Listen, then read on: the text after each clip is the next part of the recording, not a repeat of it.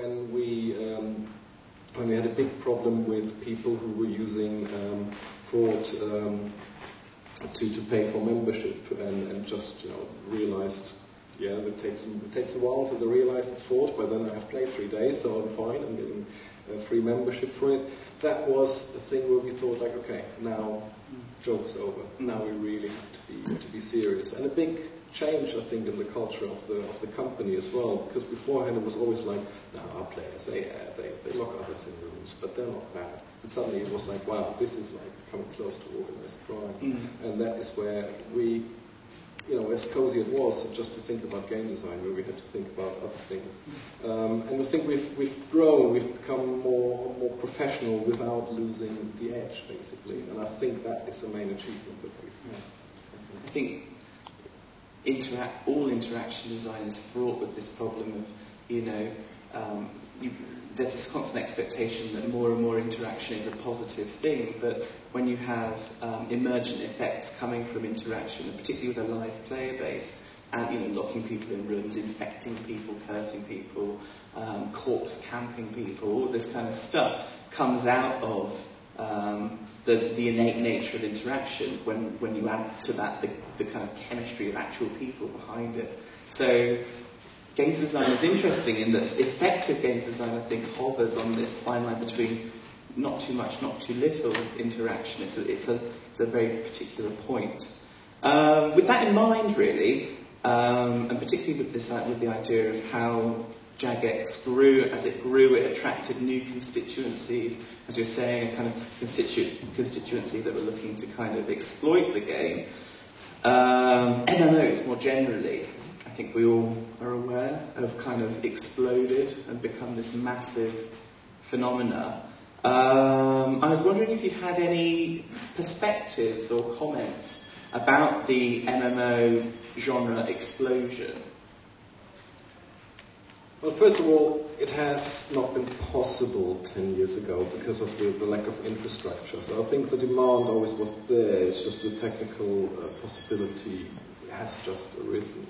The other thing is that, yes, the consoles are taking a lot of time off people. They just are not very interactive. And I think that many people miss that because when you look at gaming, you do gaming together with others. You play games because you enjoy playing games with others. And I think that is something that came back to the gaming industry, to the notion of kind of like, let's share the fun. It's more fun if you can actually... So we kind of lost multiplayer in a way. I think along the way we did, and I think we rediscovered it. Yes. Yeah, it is really interesting. At home you have lots of games and so on, and you find that when people come over and you want to socially play a game, you very often find yourself going back to a Sega Mega Drive or a Sega Saturn or older consoles that had those multiplayer games, or just agreeing to meet up in an online space. It seems that we've got this gulf of time where multiplayer wasn't really adequately addressed and wasn't developed, unless you're going to opt for party games and things like that. So, yeah. So, I mean, that, I think, for a part, explains the success of Super Mario Kart, doesn't it? I mean, it's just so easily accessible and it's so easy to learn. Of course, you always catch up, so the weaker people even have fun with it. Sometimes quite hard that the person who's the worst wins because, the catching was too hard. But I think that really is like such a greatly designed multiplayer game. It just will live and live and live on. I think they're very much aware of that. With the inclusion of the blue shell, that can really, mix up the who's going to win, who's going to lose. It turns it much more into a kind of party game.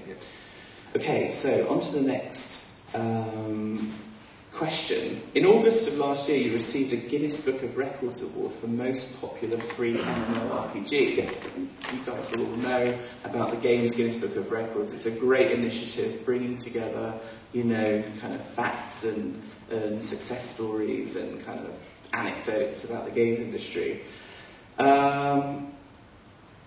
It really points to something which I find fascinating about RuneScape, which is this notion of both a free and then service, because having a two-tier system or one kind of service and another kind of service is a minefield. Yes. Okay. It could be. For us it worked out, and I think it is because we don't consider the free game as a marketing tool to get players into the members game. It is because we have a game that is playable and is very much fun till the very end, which can take tens of thousands of hours, which is free. And if you want to have a broader experience, you go to the members game. Many free versions are kind of cut off at some point, and say like you've got everything, you've got the whole range of things that you want to do, but only up to a point. Whereas our free game is kind of like you've got the whole length if you want to.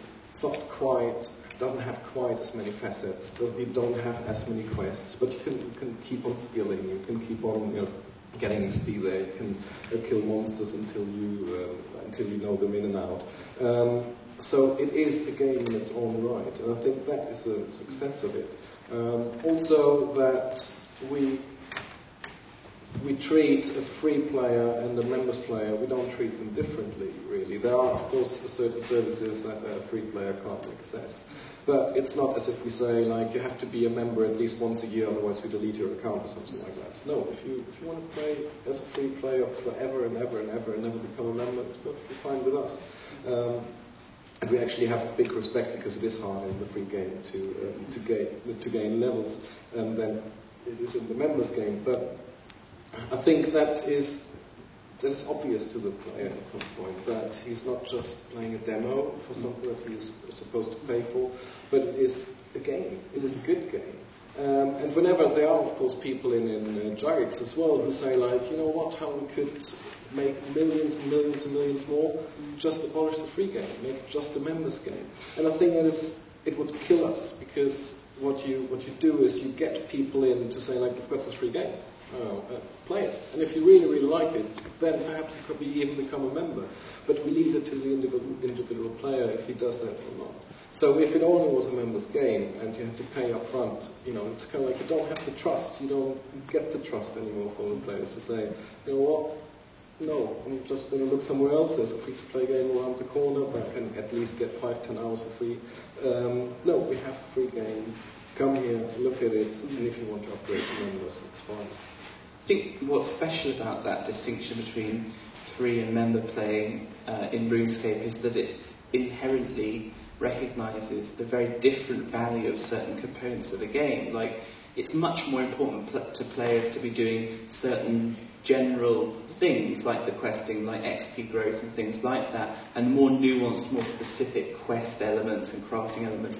You can afford to dedicate to a member's account, because inherently there's a recognition there that these things are more indicative of the genre. They are what underpins that feeling of the full experience, and that it's a really effective distinction between something that you're paying for and something that's free. Very different from the contemporary demo culture that we have now, which is about a vertical slice of an experience which feels incredibly attenuated, that you can't posit yourself or imagine what the whole thing might feel like, because you are dealing with such a discrete vertical slice. I mean, I think about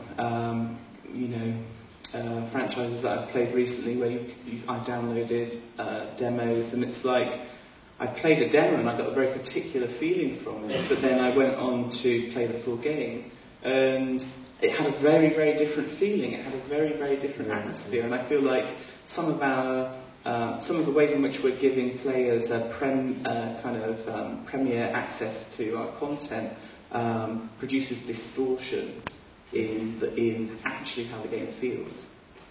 Okay, so in recent years, you've reflected the opinions of players more prominently in your game development and company site, and we've kind of discussed that already to a certain extent. What I'm curious about is, how do you feel about player culture nowadays? Because it's changed massively. Well, we always say that the players can want what they want, but they can't really get what they want, because then they wouldn't be happy. So, of course, if you are